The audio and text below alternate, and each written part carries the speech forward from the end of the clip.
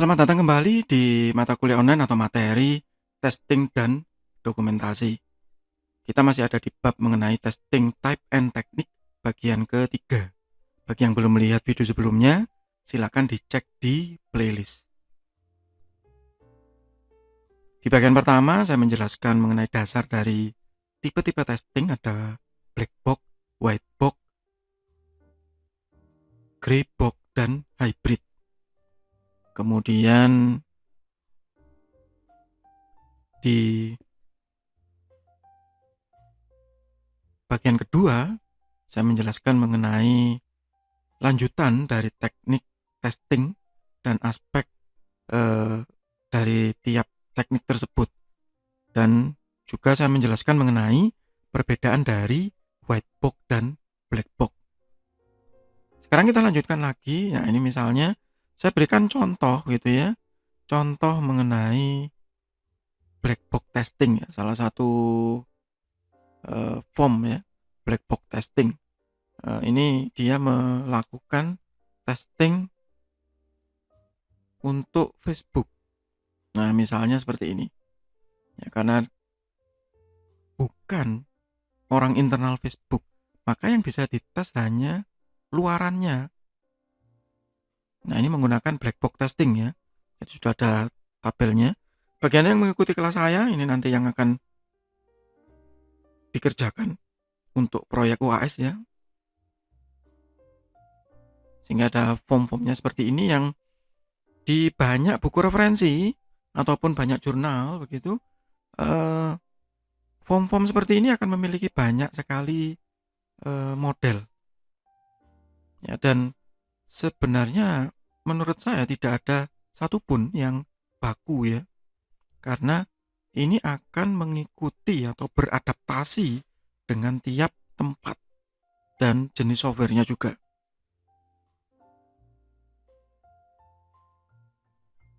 Ini contoh untuk yang white box testing. Ya, menggunakan tool ya, namanya Test Collab.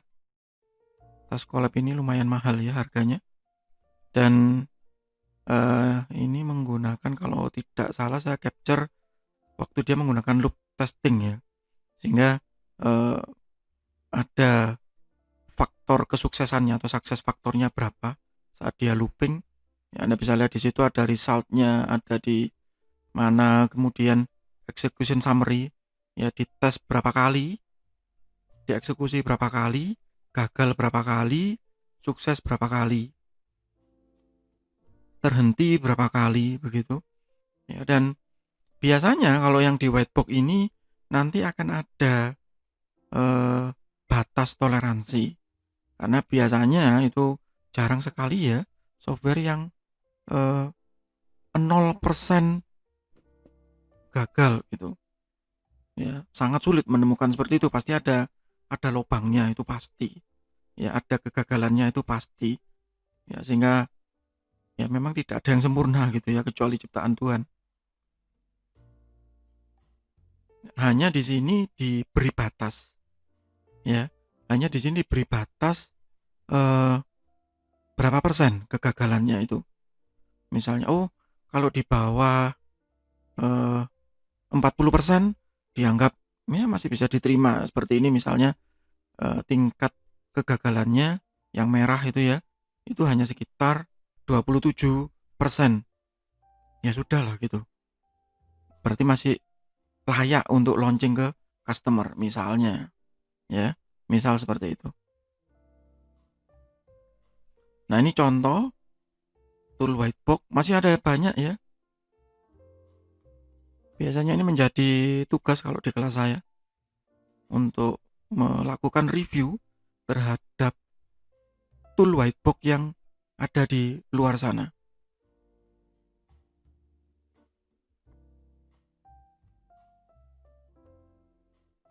Sehingga bisa menambah wawasan bahwa memang tool untuk whitebox ini kebanyakan itu mahal ya. Makanya di awal juga expensive, selain dari sumber daya waktu, tenaga, dan ya memang biayanya benar-benar expensive begitu ya. Ini juga cukup mahal. Anda bisa cek sendiri di websitenya QAsymphony.com ya, lumayan mahal. Rata-rata memang mahal tool whitebox ini.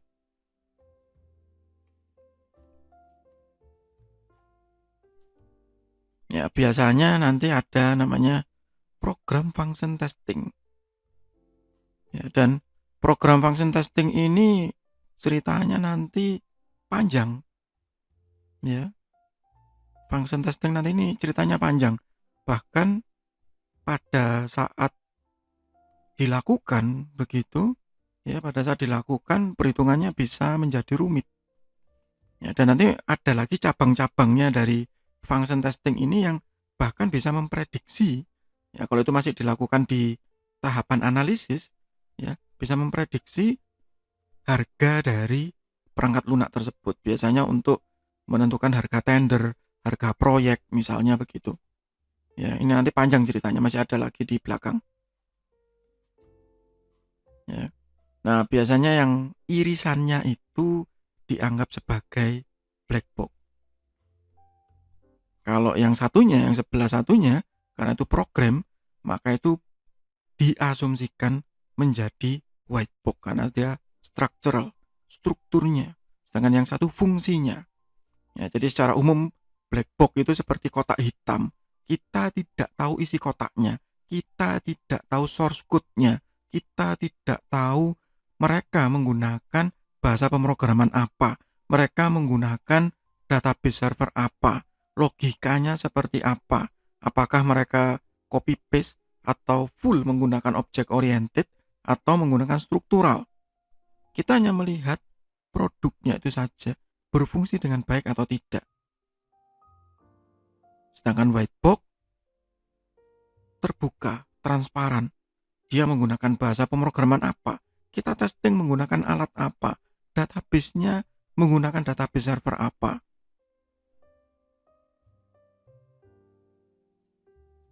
Kalau dianalogikan misalnya Anda mengicipi satu makanan, maka black box itu ya seperti acara-acara televisi itu. Apa kalau pada saat saya membuat video ini ada acara apa itu namanya? Bikin lapar, nah gitu. Pokoknya dia menikmati makanannya.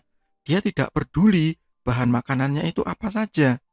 Pokoknya wah ini enak sekali, rasanya nikmat, pedas begini begini begini. Sudah itu black box. Karena yang ngicipi makanan tadi tidak ikut ke dapur. Tetapi kalau seperti misalnya acara MasterChef, nah itu white box. Sehingga waktu proses memasaknya dilihat sudah betul atau tidak. Oh, dia mengupasnya seperti ini, salah itu. Nah, misalnya begitu. Bahannya yang digunakan begini, salah itu. Itu sudah disalahkan dulu. Masakannya belum selesai aja sudah salah duluan. Nah, itu white box. Programnya belum selesai aja sudah disalahkan duluan. Nah, itu sama. Ya. Sehingga nanti kita akan ketemu yang dinamakan analisis risiko. Nanti ini akan ada babnya secara khusus ya. Risiko risk analysis ini mulai dari brainstorming, collect information, asumsi sampai dengan kepuasan. Nah, ini yang paling sulit, satisfaction atau kepuasan. Kenapa paling sulit ya? Karena setiap orang level kepuasan itu sangat berbeda. Ya. Jadi setiap orang memiliki level kepuasan yang sangat berbeda. Ada yang perfeksionis, ada yang tidak. Ada yang hanya dengan sudah jalan oke, cukup. Ada yang meminta sampai betul-betul sempurna. Ya, nanti ini akan ada bab khusus ya mengenai analisis resiko.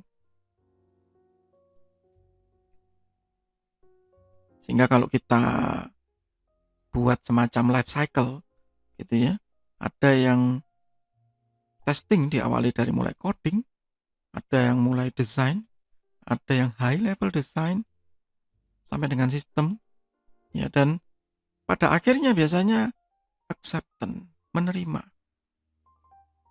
penerimaan ini dalam artian apakah ya dalam artian bahwa meskipun ya software tadi itu memiliki apa, lobang gitu ya, memiliki kekurangan, tetapi tetap ya sudah dianggap diterima dulu. Nanti akan ada revisi atau perbaikan di berikutnya. Ya, jadi sekali lagi di sini saya tekankan bahwa memang tidak ada software yang sempurna. Ya, tetapi yang ada adalah penerimaan begitu. Ada error itu normal, asalkan jangan banyak-banyak. Nah, itu biasanya teman-teman software developer mengatakan begitu. Ya. Yang penting bisa digunakan. Yaitu acceptance ya, penerimaan dari hasil atau output dari perangkat lunak.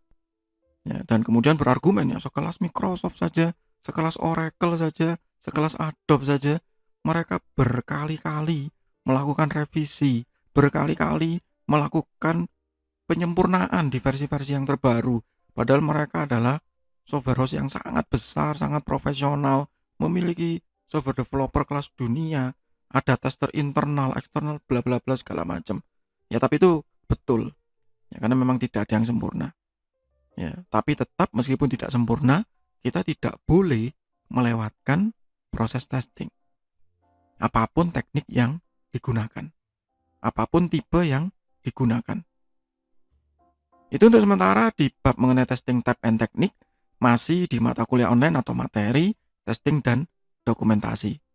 Semoga bermanfaat, tetap sehat, tetap semangat. Terima kasih.